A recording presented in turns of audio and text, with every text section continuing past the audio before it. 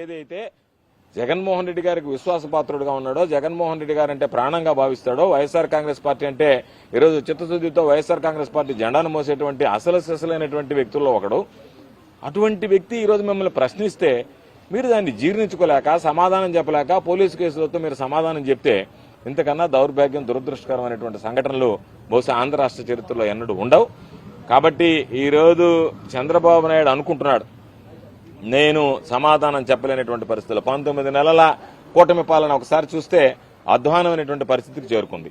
కాబట్టి ఇటువంటి పరిస్థితుల్లో చంద్రబాబు నాయుడు సమాధానం చెప్పలేక ప్రజలకి, ఎవరైతే ప్రజలకు సంబంధించి అండగా వాళ్ళకు ఉన్నటువంటి వాటిని ఈరోజు చెప్పాం, అధికార పక్షంలో ఉన్నా ప్రతిపక్షంలో ఉన్నా వైఎస్ఆర్ కాంగ్రెస్ పార్టీకి సంబంధించినటువంటి మేమందరం అంబటి రాంబాబు గారితో సహా ప్రజల పక్షమే, ప్రజల పక్క నిలిచేటువంటి వాళ్ళమే.